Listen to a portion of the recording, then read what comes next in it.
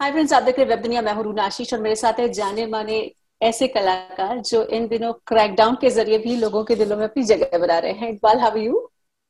Very good, thank you जी, thank you. Lockdown period कैसा रहा आपका क्रैकडाउन की बजाय? पहले तो वो बताइए। आई एम श्योर सबके लिए बहुत हार्ड रहा। God is been very kind. हम नो कंप्लेंट्स यार, no complaints. I am sure बहुत सारे लोग ऐसे, उनके लिए ऐसा रहा होगा कि बहुत मुश्किल रहा होगा।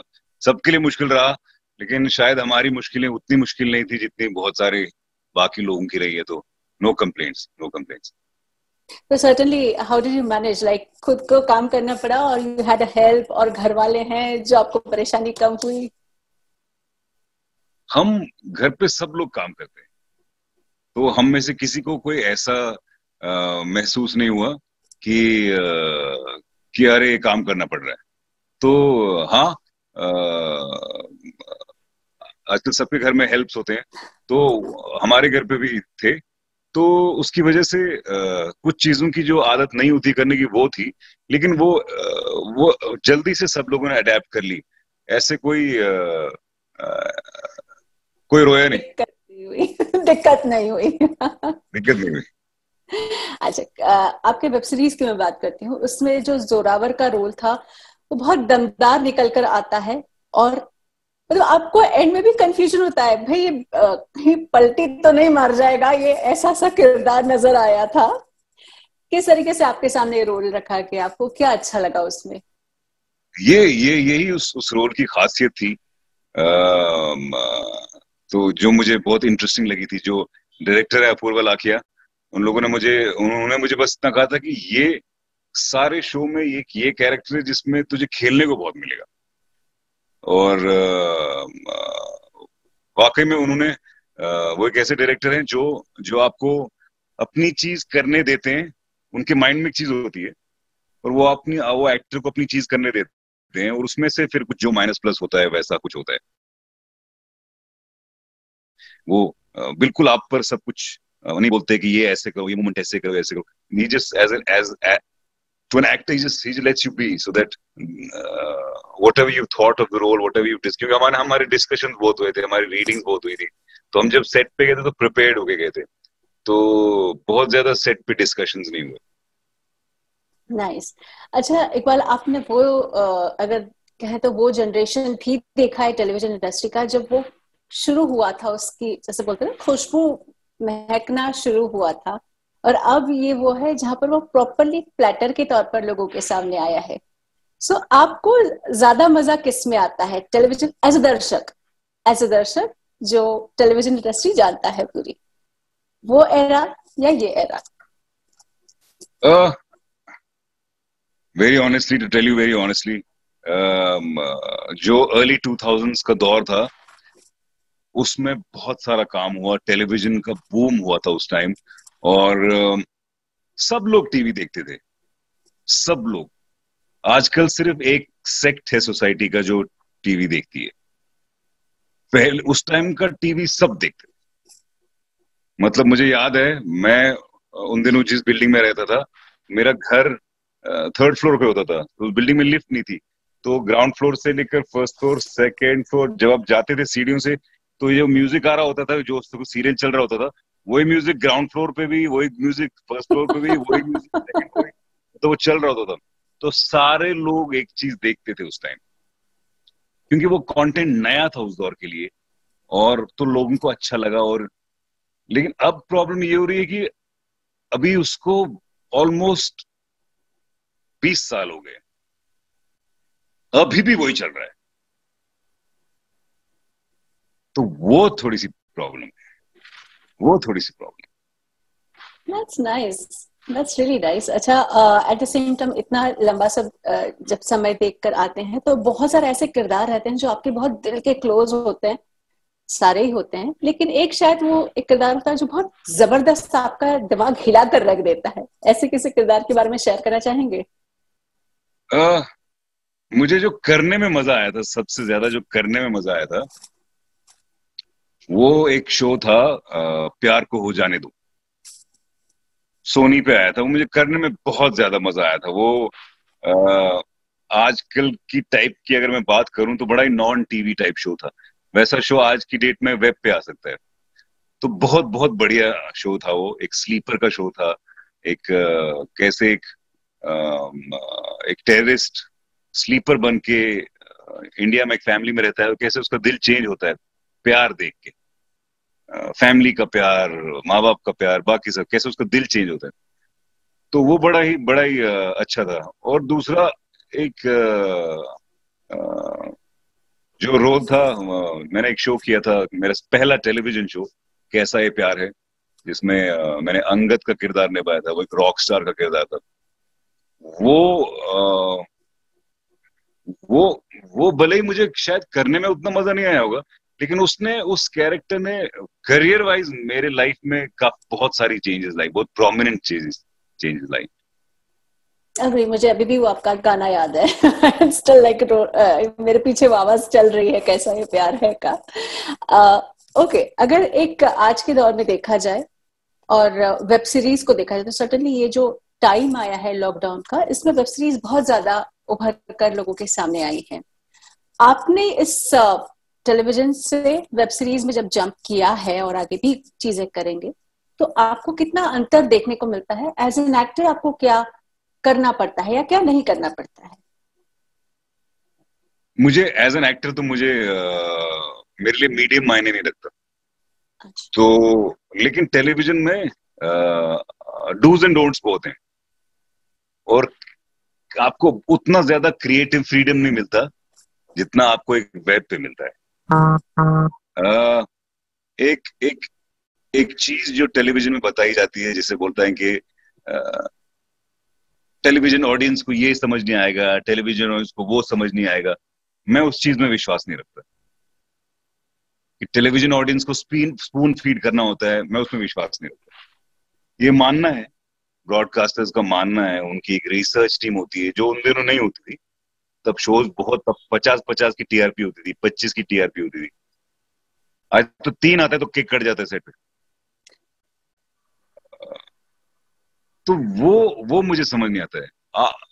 कि मैं ये नहीं मान सकता कि टेलीविजन डम है, मैं नहीं मान सकता ये।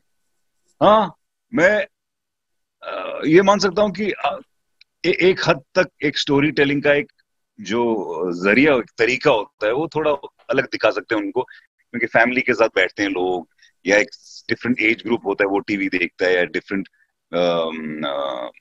सोसाइटी के जो अलग अलग जितने भी हमारे जोन्स हैं, वहां से वहां के लोग टीवी देखते हैं ज्यादा। तो वो एक स्टोरी टेलिंग में वो थोड़ा अंतर आ सकता है। लेकिन मैं ये नहीं मान सकता कि मैं अगर नेचुरल एक्टिंग करने की कोशिश कर रहा हूँ और मुझे बोलेंगे नहीं, थोड़ा लाउड करना पड़ेगा आपको क्योंकि टेलीविजन ऑडियंस को समझ नहीं आएगा, ये मुझे समझ नहीं आती बात। तो ये वेब में वेरी आपको, वेरी ट्रू। ये वेब में आपको मतलब ऐसे एक फ्रीडम मिल जाती है, मतलब ज्यादा बिना बोले ही आपको काम करना होता है। वो मुझे एज एन आर्टिस्ट उसमें एक चैलेंज भी होता है, बहुत मजा भी आता है करने में। टेलीविजन ओके, में आपके शायद टेलीविजन में शायद 1 या 2% ऐसे मेकर्स होंगे जो ऐसा करते हैं, ज्यादा नहीं। एट द सेम टाइम आपके घर वालों ने जब क्रैकडाउन देखी, तब क्या आपको किस तरीके से रिएक्शन मिलते हैं इस वेब सीरीज को लेकर? मुझे क्रैकडाउन को लेकर अमेजिंग क्रैकिंग रिस्पांस मिला, बहुत बहुत माइंड ब्लोइंग मिला, बहुत जबरदस्त मिला मुझे। हम सब ने एक्सपेक्ट किया था कि अच्छा मजा आएगा, ये आएगा, लेकिन इतना ज्यादा बढ़िया रिस्पांस मिलेगा हमने हमने इतना ज्यादा नहीं सोचा था। तो हमारी थिंकिंग के बियॉन्ड हमको बढ़िया रिस्पांस मिला है। तो मुझे भी, मुझे जोरावर करते वक्त ही बहुत मजा आ रहा था। मतलब मुझे जोरावर एक ऐसा कैरेक्टर था कि उसको आप 2 चीजें अगर करने के लिए बोल दो तो वो ऐसा कैरेक्टर था कि वो 4-5 चीजें कर सकता था। तो मुझे वो अपूर्व लाखे ने फ्रीडम दी रखी थी कि ये बहुत कुछ कर सकता था उसमें, मैंने किया। अच्छा, लवली। अच्छा, इन दिनों जो वेब सीरीज को लेकर है, बहुत सारी बातें उठती हैं कि इसमें डूज एंड डोंट्स की, कि इसकी ऑडियंस का ध्यान रखा जाना चाहिए, 16+, 18+ लिखे इसमें, ओटीटी प्लेटफॉर्म पर एक एक सेंसरशिप होनी चाहिए कि क्या दिखाया जाए, नहीं दिखाया जाए। as a person who has seen so many ups and downs of television and the content, आपको वेब सीरीज के इस सेंसरशिप के बारे में क्या लगता है? सेंसरशिप, टीवी में तो डेफिनेटली सेंसरशिप होना चाहिए, there is no doubt, there is no doubt कि टीवी में सेंसरशिप, क्योंकि टीवी एक ऐसी चीज है जो, जहां मुझे याद है हम सब लोग, हमारे घर में एक टीवी होता था, हम सारे लोग ड्राइंग रूम में बैठ के टीवी देखते थे, सारी फैमिली एक साथ टीवी देखती थी। तो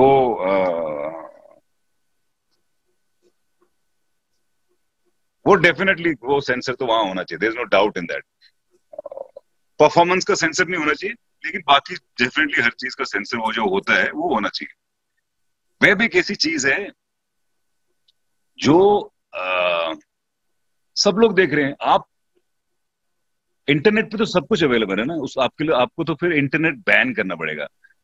वे हमारी कंट्री में इंटरनेट, एक कोई भी जो जो वेब शोज बनते हैं, एक लाइन ड्रॉ करनी चाहिए। टीवी वाली सेंसरशिप अगर वेब में ला दी तो कुछ फर्क नहीं रह जाएगा। और मैं क्रिएटिविटी की बात कर रहा हूं, मैं सेक्स की बात नहीं कर रहा। उस पे तो डेफिनेटली